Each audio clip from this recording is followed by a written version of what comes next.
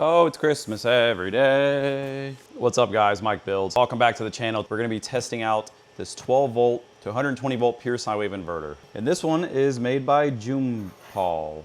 I know I do a lot of 48 volt stuff on the channel, but a lot of you guys still like messing around with 12 volt stuff, especially for smaller setups. So I still like to get my hands on 12 volt equipment to test.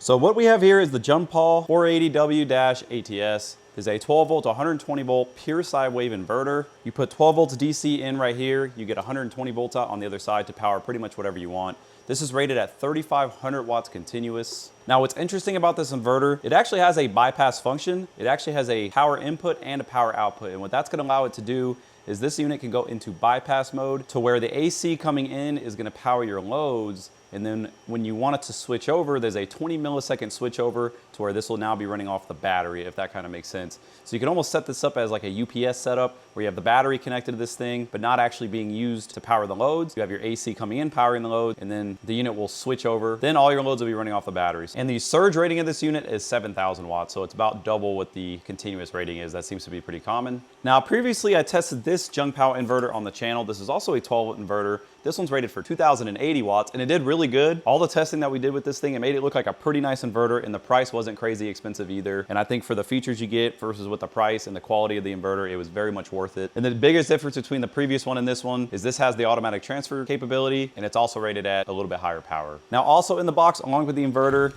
you do get a nice set of small power cables. However, these are not going to be rated for their full output. If you want to get the full output out of this inverter, you're going to minimum need to go to at least a 2 gauge or a 0 gauge wire. I would actually go even bigger than that because at full power, you're going to be pulling close to 300 amps. But you do get some cables. A lot of inverters don't have any, so this will at least get you started. You get a nice screen. This is going to allow the inverter to be mounted somewhere, let's say in a cargo hold or something like that if you're putting this in a camper. And what you do is you mount this on the inside, and this switch will act as the main power switch.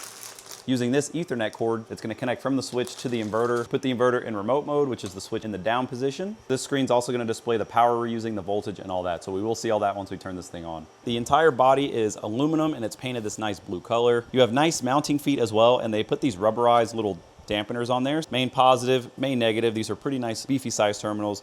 You have 2 cooling fans, so we're going to see exactly how loud these are and also how they function. On the old Jumbpaw inverter we tested, the fans would kick on at about 600 watts and they weren't crazy loud. So we're gonna see what these do. This is the back of the unit, nothing really going on here. You do get a specification sticker, so if you ever need to reference the specs of the inverter, everything is on here, making it very easy to know exactly what the unit is rated at. And on the front here, we have our main on and off switch as well as our remote switch.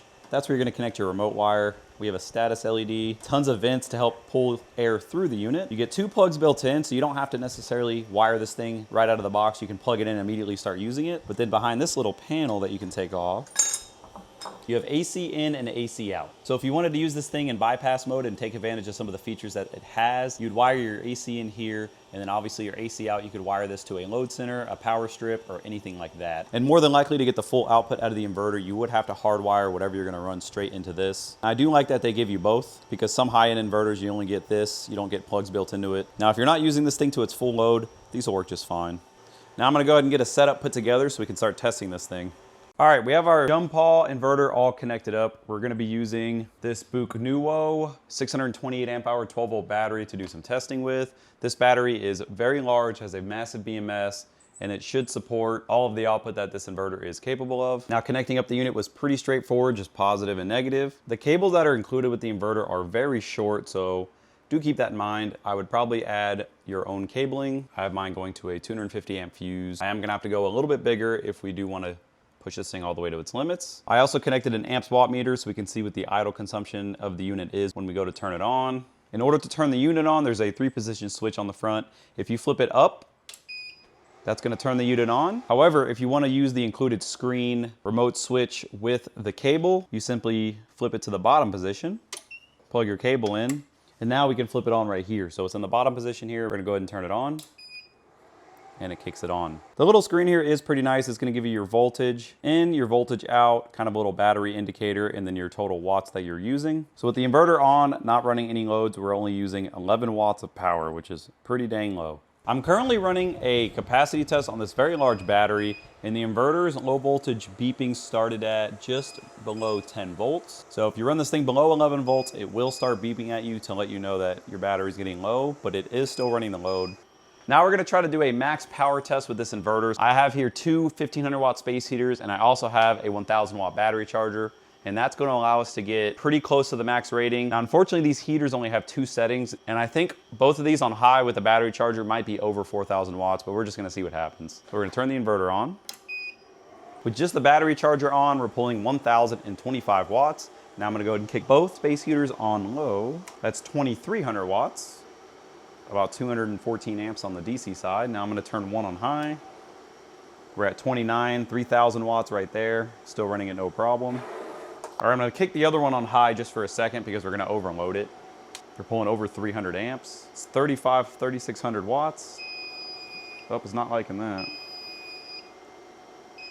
So we're putting over 4000 watts into it. It's a lot of amperage, over 300 amps.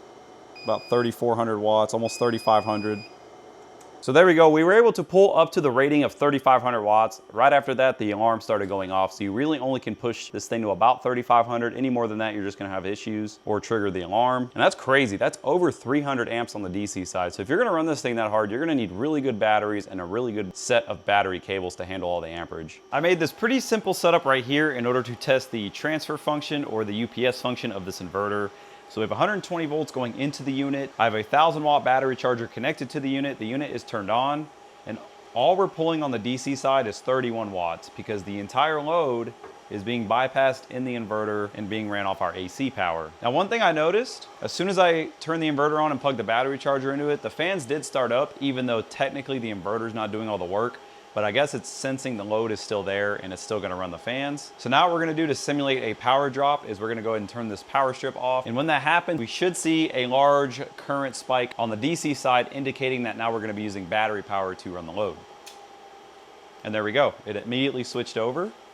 No interruptions in power, so that's pretty good. Now if I add the AC power back,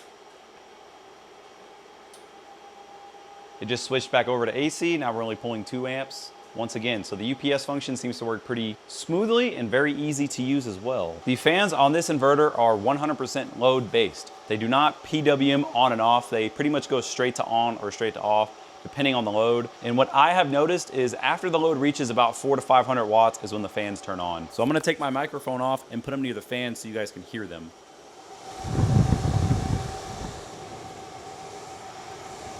Now they're not crazy loud, but you are going to hear them. Next, I'm gonna go ahead and remove the cover so we can take a look at the inside of this thing and kind of see what the build quality looks like. Now, one thing that did concern me a little bit, and this has nothing to do with the inverter's performance, is I found this little piece of metal floating around in the case, and that could be very dangerous because it could potentially create a short. And I'm fairly certain it came from this distribution block because if you guys notice, the live AC input is actually missing the screw. And I think that's also what this goes to as well to make the connection. So the screw is nowhere to be found. I already looked through the whole inverter and this was just kind of floating around. So that might just be a quality control thing that they need to maybe step up a little bit and just make sure those screws are properly tightened before the unit is boxed up. And other than that, you really wouldn't have any issues. Now, all the internal components and build quality does appear pretty good. We have this little plastic sheet here. This helps guide air over all the heat sinks. We have some rather large heat sinks right in front of the fans. These are our switchover relays for the automatic transfer function. Right here, there's a big row of fuses on the DC input side on the negative side, and it doesn't look like they're serviceable. So I think if you overloaded this thing beyond, looks like you'd get about 12 40 amp fuses. So you could easily pull over 400 amps and not pop these. But if you did, you would not be able to service them. You'd have to unsolder them. But everything else about this unit looks pretty dang good. Nothing really pops out that concerns me. You can see all the information on the board when it was made and all that.